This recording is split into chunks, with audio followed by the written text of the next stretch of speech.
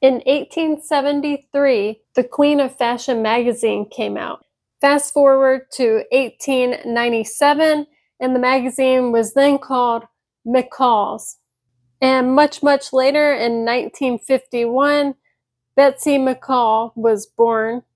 The artist K. Morrissey, first started drawing Little Betsy. Little Betsy's supposed to be 7 or 8 years old with nice, brilliant blue eyes. The magazine was aimed at housewives, which is why these sweet little dolls, or paper dolls as they began, had such an impact on fashion trends in the mid-20th century. They were marketed as educational because they could help women or girls with sewing. In 1952, the Ideal Toy Company designed the first Betsy McCall doll. She was 14 inches, so more similar to these that are back here. These are reproductions. I'll get to that later. On the original ones that were firstly made, the head was vinyl and the body was hard plastic, which was much more desirable than the porcelain dolls. And also, the dolls were posable, meaning they're meant to be styled in their little fashionable outfits in an array of different poses since they're articulated. These Robert Tonner Betsy McCall dolls and Linda are not articulated, and their heads and bodies are made out of vinyl.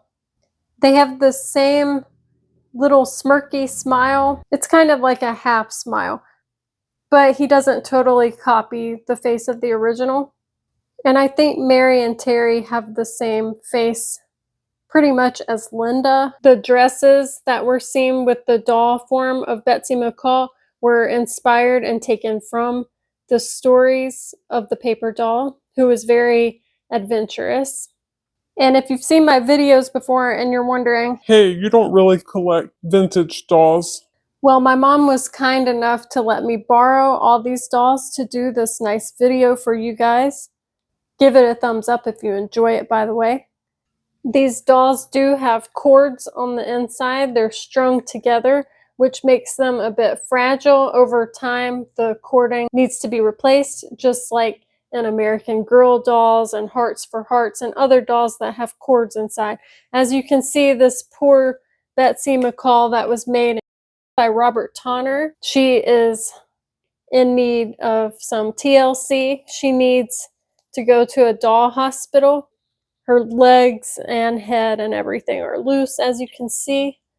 The rubber bands have just deteriorated over time. I kind of think her eyes have always been this color, but I can't quite remember. Maybe they used to be a little more brown. They look very pinkish red right now. So Robert Tonner modernized these dolls in year 2001. She's still in super lovely outfits. And I think these are 14-inch. American Character made these 8-inch Betsy McCall dolls.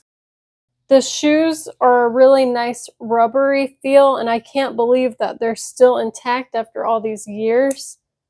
Let me show you this brunette's shoes up close. They're squishy. And then a lot of their knees over time end up getting a crack. You have to be very delicate with them. They have a very cheerful little smile on their face, very pleasant looking. Some light blushing on their cheeks, and they feel kind of heavy, like they feel durable. If you pick this doll up, you know there's some substance to it. You can tell it's a quality doll. So I really enjoy holding these. I just have to be very careful when doing so. And my favorite outfit, although it might be basic, is this pink and white striped swimsuit one piece. I think that's so precious. And this little hat, it keeps falling off of her, but I think that is so cute for a day sunbathing. I made a runway show with these dolls about a year or more ago on TikTok. Unfortunately, that account has been deleted, so I no longer have access to that, and I worked really hard on it, but go figure. That TikTok's wild, wild west, and sometimes bad things happen to good people on there. She's wearing the same little sun suit that this one has on. So some of these dolls have duplicate outfits. My mom just started really collecting these a few years ago. She really got into them. I love this dress. This is not her whole collection. My mom also has Linda, who is a cousin of Betsy McCall. And my mom has Mary and Carrie as well, who are supposed to be Betsy McCall's little brother and sister. And Robert Tonner made them as well as Linda here. And isn't the tag just so cute? It looks like paper doll with the little tabs. Looks like a paper doll outfit. I think it's nice that Linda has this platinum hair, and maybe she's 10 inches. I can't quite remember right now. Her outfit's very high quality. I like it. It's a thick, durable feeling. And I like that her name is across her chest. I should have brought Mary and Carrie over here, but they're misplaced at the moment. I like this brunette one the best because most of my moms have reddish hair or a blondish hair. Let's undress her so you can see her body. Her belly button looks really far down. That's kind of funny looking. But here's what the body looks like from the front. And here it is from the back. And the back says McCall in that little circle. She's got little dents on her lower back, like dimples. So the elbows are not articulated, but it's still kind of lifelike, especially compared to porcelain dolls. This doll was really revolutionary because of the lifelike posing abilities in comparison to what else they had at the time, which were porcelain dolls. Here's the little underskirt that we're going to be putting on her. It has some wear from the years, but what do you expect?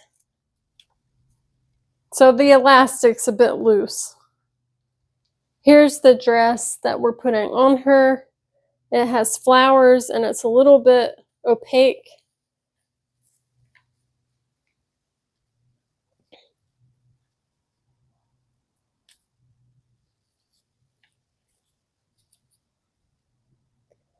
These dolls were featured on TV and records.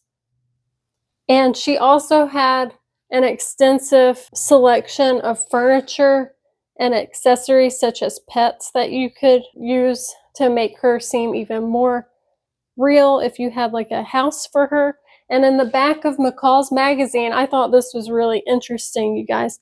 You could order a cutout, a cardboard cutout of Betsy McCall so that you could put your paper doll dresses on a nicer version of Betsy that wasn't just cut from the magazine, because obviously cardboard is heavy duty, thicker than just a magazine page that you cut, which is prone to tearing. Several doll companies or toy companies have the rights or the license for Betsy McCall over the years. Unita, the company that made Tiny Teen dolls, made Betsy McCall's. Look at this one's little underwear. That's cute. And this one still has socks, so I wanted to show you that.